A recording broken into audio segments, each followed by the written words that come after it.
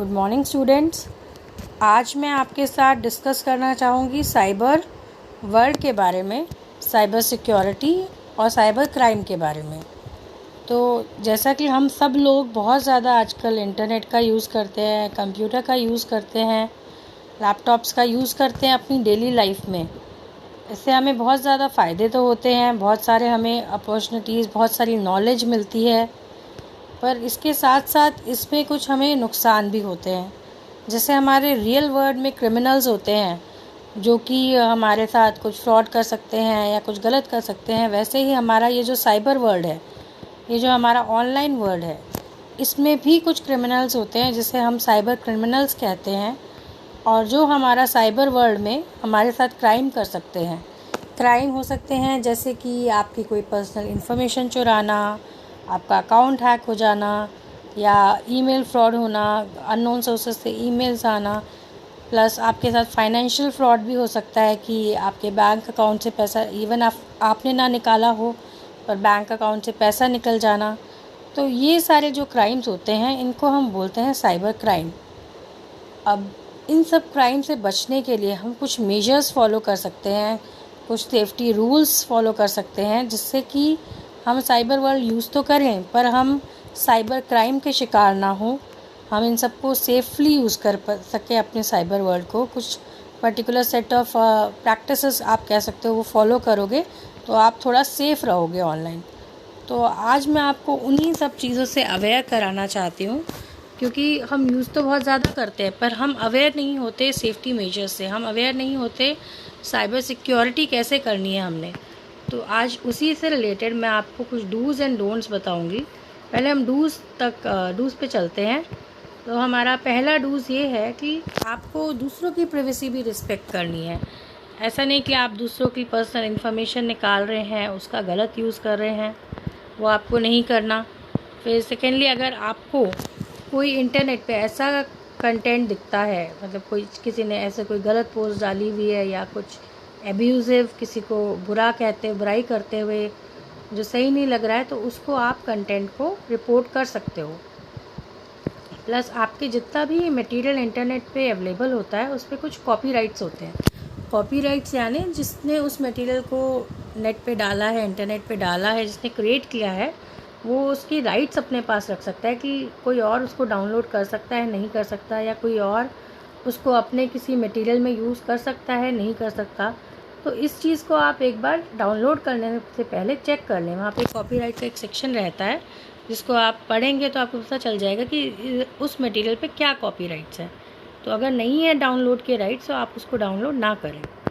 फिर अगर आप चैटिंग करते हो तो आप अपने रियल नेम से चैटिंग नहीं करो।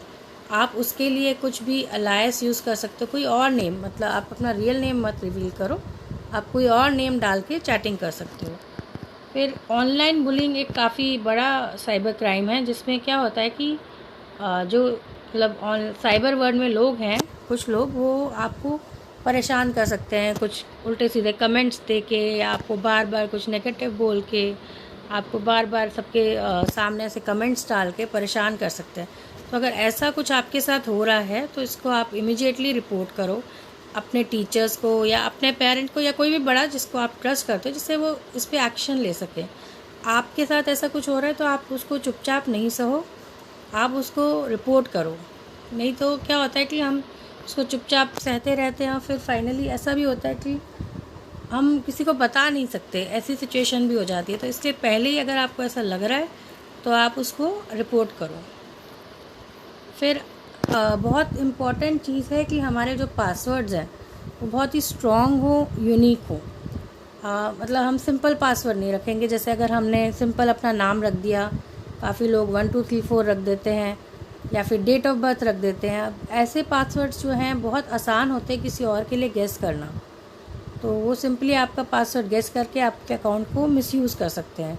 तो हमने जो भी पासवर्ड रखने हैं थोड़े कॉम्प्लेक्स रखने हैं। आप उसमें lower case, upper case, special character use करो। प्लस उसको आप फ्रीक्वेंटली अपडेट करो। अगर हमने अभी चेंज किया तो कुछ टाइम बाद हम फिर चेंज कर देंगे, 1 महीने में, इस टाइप। ऐसा नहीं कि सालों वही पड़ा हुआ है। उससे ये होता है कि आपके अकाउंट का कोई और पासवर्ड गेस करना या उसको यूज़ करना की पॉसिबिलिटी काफ़ी कम हो जाती है।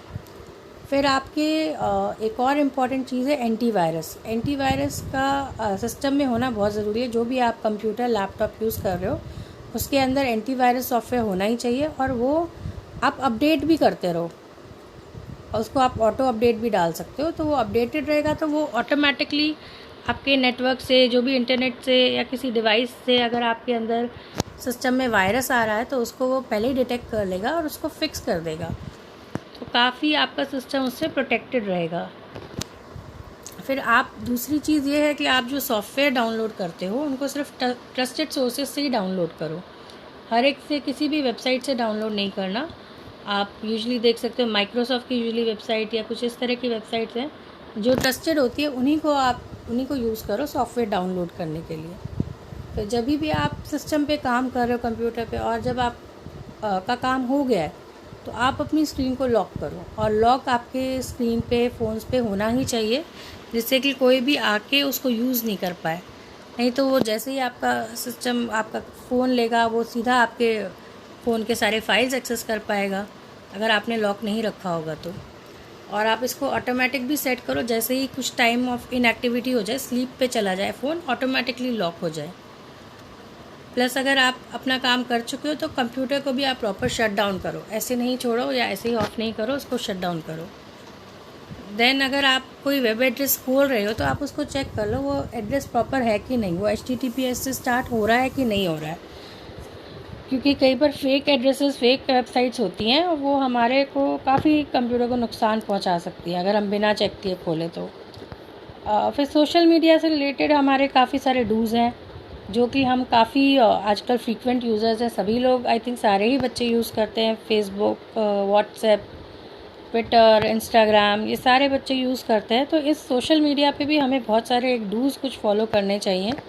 जैसे हम अपनी प्राइवेसी सेटिंग्स को ऐसा कर सकते हैं कि पब्लिक ना रखें।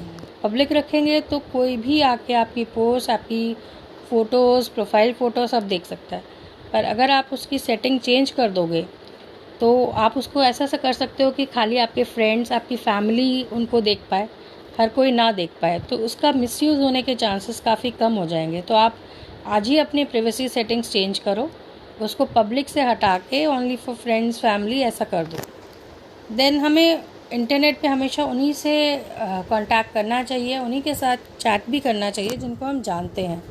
अननोन के साथ, स्ट्रेंजर्स के साथ हमें बात नहीं करनी चाहिए, क्योंकि वो लोग काफ़ी ऐसी बातें करते हैं और आपको वो ऐसा मतलब फंसा भी सकते हैं अपनी बातों में कि आप उनको अपनी इन्फॉर्मेशन दे दो, आप अपनी फ़ोटोज़ भेज दो।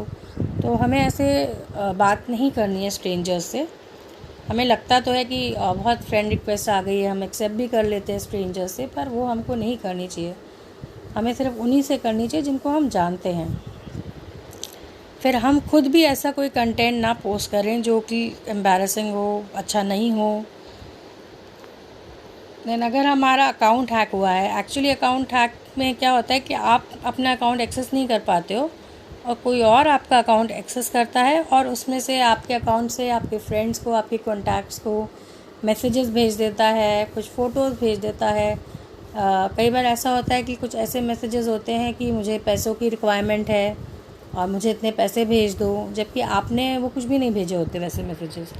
तो इस तरह की कोई चीज़ हो और आपको पता चले, आपको दूसरों से पता चले कि आपके अकाउंट से मैसेज आ रहे हैं, तो सबसे पहले आप इमीडिएट एक्शन लेंगे और सर्विस प्रोवाइडर को कांटेक्ट करेंगे जो उनका सपोर्ट सिस्टम होता है। और अगर पॉसिबल हो तो फिर आप अपना अकाउंट डीएक्टिवेट करा लो, बिकॉज जब अगर आपने इसमें लेट किया तो वो जिसने आपका अकाउंट हैक किया वो काफ़ी फ़ायदा उठा सकता है इसका तब तक। फिर कुछ डोंट्स हैं हमारे, जैसे हमें पर्सनल इन्फॉर्मेशन किसी के साथ अननेसेसरली शेयर नहीं करनी है जहाँ रिक्वायरमेंट नहीं है, जैसे अपना नाम, date of birth, phone number वगैरह आपको नहीं शेयर करना, आधार नंबर नहीं शेयर करना। फिर अपने पिक्चर्स जो हैं हमें अननोन लोगों को नहीं भेजनी, क्योंकि उनका बहुत ज़्यादा मिसयूज़ हो सकता है। फिर आप काफ़ी अननोन सोर्सेज से जो मेल्स, अटैचमेंट्स आते हैं वो नहीं खोलने चाहिए। स्पेशली अटैचमेंट्स जो होते हैं ऐसे होते हैं, हम क्लिक करते हैं और क्लिक करते ही वो अटैचमेंट हमारे सिस्टम को पे कुछ होने लग जाता है, अपने आप ही प्रोग्राम्स रन होने लग जाते हैं और फिर वो क्रैश कर देते हैं, पूरा सिस्टम डाउन हो जाता है। तो इसीलिए हम अननोन सोर्सेज से अटैचमेंट हमको नहीं खोलने हैं। प्लस ऐसे कोई सस्पिशियस मेल, इंस्टेंट कोई मैसेजेस आ रहे हैं, इनका हमको रिप्लाई नहीं करना। तो इसी तरह के कुछ डोंट्स और हैं, जैसे आपके साथ में कोई बैठा है तो आपने पासवर्ड नहीं एंटर करना, बिकॉज देन वो आपका पासवर्ड देख लेगा, उसका मिसयूज़ कर सकता है। प्लस आपको किसी के साथ शेयर भी नहीं करना है अपना पासवर्ड। एक और हम चीज़ फॉलो करते हैं कि हमारा जो ब्राउज़र होता है जिससे हम इंटरनेट सर्फिंग करते हैं, जैसे क्रोम हो गया, एक्सप्लोरर हो गया, एज हो गया, तो इसमें एक सेटिंग होती है कि हम जब एक बार लॉगिन करते हैं तो हम उसको यूज़र नेम पासवर्ड को सेव कर सकते हैं। जैसे अब फिर हमें अगली बार, जैसे अगर हम अपनी ईमेल में ही लॉगिन कर रहे हैं जीमेल अकाउंट में, तो हम उसको सेव कर सकते हैं जिससे नेक्स्ट टाइम हमको वो एंटर करना ना पड़े। पर अगर हम ऐसा कोई कंप्यूटर यूज़ कर रहे हैं जो कोई और भी एक्सेस करता है, तो उस पर हमको उसको सेव नहीं करना चाहिए, क्योंकि अगर हमने सेव कर दिया तो हम नहीं भी यूज़ कर रहे और कोई और आके वो वेबसाइट खोलता है तो ऑटोमेटिकली सेव्ड होगा, तो वो लॉगिन कर पाएगा और आपके अकाउंट का फिर वो मिसयूज़ कर सकता है, आपकी ईमेल्स का मिसयूज़ कर सकता है। फिर हमें दूसरे की इन्फॉर्मेशन नहीं स्टील करनी है, हमें किसी और की फ़ाइल भी नहीं एक्सेस करनी without permission, without copyright check किए हमने यूज़ भी नहीं करना कंटेंट। फिर हम खुद भी साइबर बुलिंग का शिकार ना हो और दूसरों को भी ना हम बुली करें। उल्टे सीधे कमेंट्स नहीं डालने, गलत बातें, गलत लैंग्वेज नहीं यूज़ करनी, और हम कभी भी किसी और का पासवर्ड ना यूज़ करके हम अपना ही लॉगिन आईडी पासवर्ड यूज़ करें जहाँ भी यूज़ करें। तो ये कुछ हमारे डूज़ एंड डोंट्स हैं जिनको हम फॉलो करें तो हम साइबर सिक्योरिटी को काफ़ी हद तक फॉलो कर सकते हैं, साइबर क्राइम से बच सकते हैं। हमें ज़रूरत है अलर्ट रहने की एकदम, क्योंकि फ़िज़िकल क्राइम तो फिर भी लोकेशन स्पेसिफिक होता है, साइबर क्राइम तो कोई भी आपके साथ कहीं भी बैठ के किसी भी लोकेशन पे बैठ के कर सकता है। तो और बहुत जल्दी अगर हम एक्शन ना लें तो काफ़ी वो हमें हार्म भी पहुंचा सकता है। तो बहुत ज़रूरी है कि हम बहुत इस मामले में क्विक रहें, अलर्ट रहें। कुछ भी हमें सस्पिशियस लगे कि ये ठीक नहीं है या ये मैंने तो नहीं की एक्टिविटी, कैसे हो गई, तो हमको तुरंत उसको रिपोर्ट करना है, तभी हम उसके हार्म से बच पाएंगे। इसके लिए एक इवन प्रॉपर डिवीज़न है पुलिस डिपार्टमेंट में भी, जहाँ पे आप साइबर क्राइम रिपोर्ट कर सकते हो। तो होपफुली आपको आज समझ में आया होगा साइबर क्राइम क्या होता है, साइबर वर्ल्ड क्या है, साइबर सिक्योरिटी क्या है, और आई होप कि आप उसको फॉलो भी करोगे जिससे कि हम आराम से सेफली अपना साइबर वर्ल्ड को यूज़ कर पाएँ। ठीक है, आज के लिए आई थिंक इतना ही बहुत है। देन अगेन हम लोग डिस्कस करेंगे और टॉपिक्स को हम डिस्कस करके उस पर भी अवेयरनेस अपनी क्रिएट करेंगे।